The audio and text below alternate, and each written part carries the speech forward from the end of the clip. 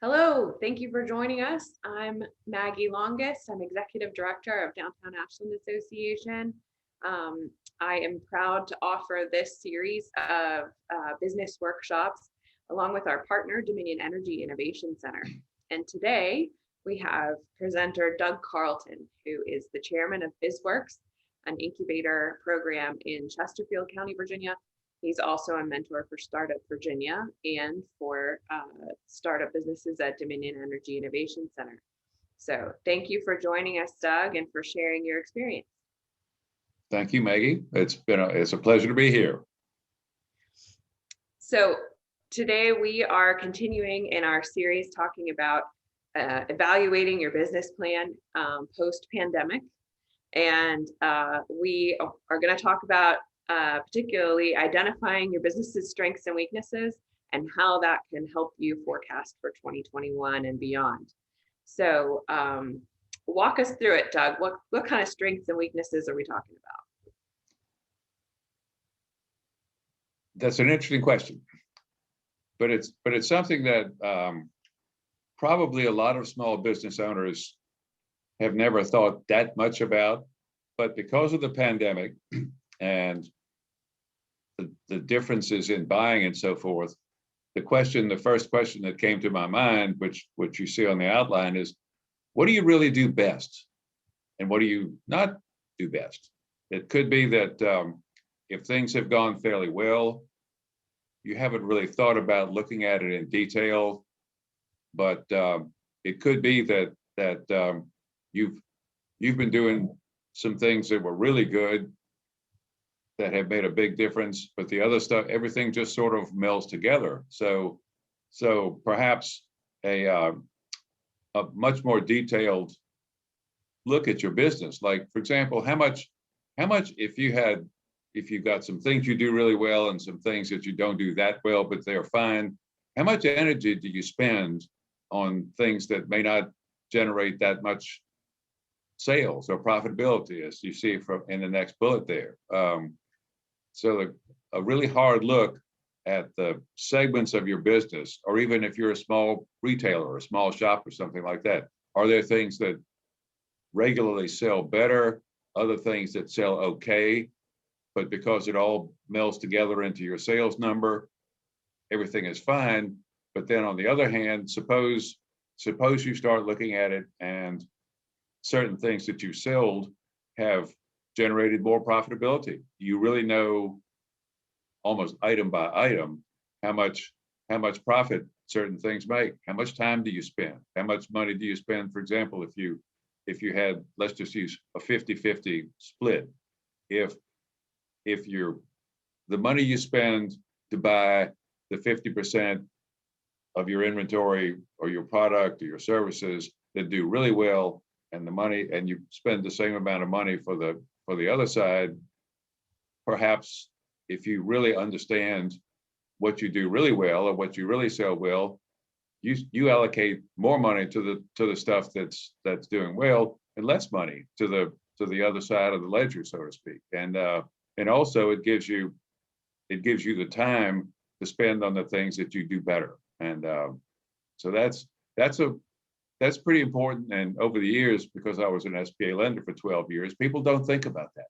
And it's worth looking at what's happened and what's going to happen. This is the time to really know what works, what your strengths are, because people are going to come out and start spending. So people should really know what they're best at and what people are going to come in and buy, or what they want. And so that strength needs to be really honed in on.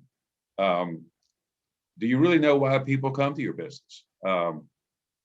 If they've come, it's almost assumed I'm a retailer or I'm a service provider. They come because they come, or they come because they want to buy, but they want to buy what I've got. But do you really know? Is it, for example, the atmosphere? Is it your service and so forth? Are there some things that you could do to even enhance the experience you give to the buyer? So So why do they come? Have you ever thought to ask them? Or if people, people who don't come, same thing. If somebody has come once and hasn't come back, do you know why? It's worth trying to find out. Do you know where they come from? Do customers come from Richmond? Do they come from Fredericksburg? Do they come from east of 95? Do they come from Short Pump? You should know that because for example, with all of the subdivisions that are east of 95 that have been built up over the last many years, there's a lot of people in there that have had to stay home to work. So do you do something to target if there's an area where you know there's a fairly high density of residential population? Do you make an extra effort to target those areas that you might not have otherwise? So that's where do they come from? That can be really important to know. And then cash flow. Now swing back to my years in small business financing and lending. Do you look at your cash flow all the time? Maybe not every day, but at least every week. Because one of the things that over the years that I have found, and I know I'm right because I've been seeing it for 25 years, people don't pay that much attention to their cash flow. And it's the cash flow, it's your business's cash flow that's you're either going to sink or swim on your cash flow. So if you have enough cash flow, you're fine. But all of a sudden, you may find that you're running short, or you think, and I've seen this many times. You have your business, you look at your profit and loss statement. Well, I'm making a profit. Why aren't I taking any cash home? And so your cash flow is probably the most important piece of your financial health, because if you can have profits, but profits aren't cash. And so you really need to make cash flow and regular look at your cash flow a religion, because that's anything you can do to enhance your cash flow, or pay attention. But if all of a sudden things start slowing down and you don't know it, you have a problem.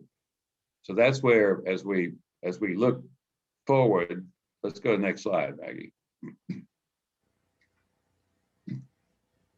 As you look forward at your financial forecast, thinking about the cash flow, are you thinking financial statement for your use, internal use, or external use? For example, if you're thinking about a working capital loan or something like that, or even buying a building, are you looking at your cash flow for one or the other? Internal, you may look at pieces and parts that you wouldn't need to look at for a lender, but with all of the cash that's building up behind the great dam in the sky right now, because of how much cash people have in the bank that they have not been able to spend, or are probably going to be spending.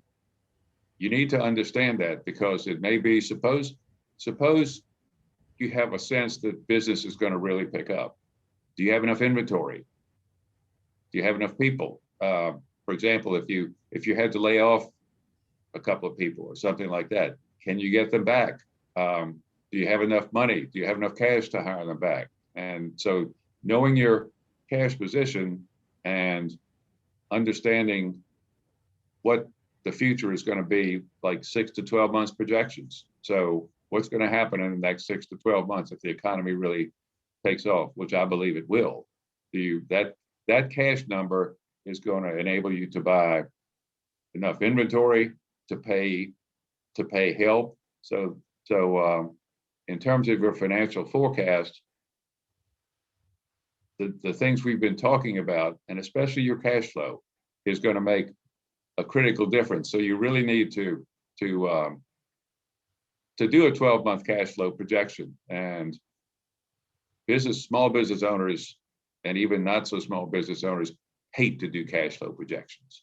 It's painful, but it can tell you what your opportunities are to expand. If you've really studied your strengths and you're starting to focus on your more profitable products, or you know what the things that are going to sell best, perhaps you go to your bank and say, you know, I think that here's my 12-month projections. Here are my cash flow projections.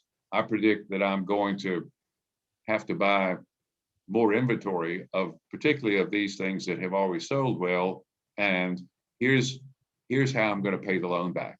And so that cash flow number, cash flow is the key to a bank loan. If the bank doesn't see enough cash flow to pay back the loan, or not adequate cash flow, then probably they're not going to make the loan. So studying your cash flow, knowing that all that money is out there that's going to be spent starting fairly soon. If you see the need to expand your inventory or hire somebody, and if today you don't have all the cash you might need, but you've got a very strong case for the bank to show that here's what I think is going to happen. I'm convinced it's going to happen. Here's the cash flows that I predict that are going to come from it. I need a working capital loan of X, 10, 20, $30,000 or something like that. So the knowing your strengths, knowing what sells best, and understanding what's probably going to happen in your business over the next, I'd say 12 months. 6 months, I think, is when things are going to really start to take off. By 2022, and well, late 2021 and 2022, things are probably going to be really, really strong. So understanding your cash position, your strengths and weaknesses and so forth today enables you to look at your financial forecast much more accurately than you might have otherwise. So that's how the cash behind the dam is going to potentially start flowing. When the dam breaks, you want it to flow in your front door. So that's what I'm predicting. Well, thank you, Doug. That's a great and succinct explanation of how we should be thinking about small business right now. And it leads perfectly into a plug for our next series in the video workshops with Eric Glimpf of Edge Business Planning, who talks you through doing a cash flow analysis and also looking at your break-even point in your forecast. So stay tuned, or go ahead and click on that next video, and you can find a guide to just what Doug's talking about. But first, you're probably just as Doug has mentioned, first you really got to take stock of what your competitive advantage, right, is in this marketplace. Why are people coming to you? What is that you do best? And we're really fortunate in downtown Ashland that many of our customers come because of the experience of being here, right? And so we have a combined force that all of these businesses are supporting each other. If you come for dinner, you're likely to shop. If you come for a show at the theater, you're likely to have dinner. And so we're hoping that everyone's strengths are rising the tide here in downtown Ashland for small business. Well, thank you, Doug, and thanks for everybody listening. And we'll go ahead and stop the video here and hope you watch some more. Thank you, Maggie.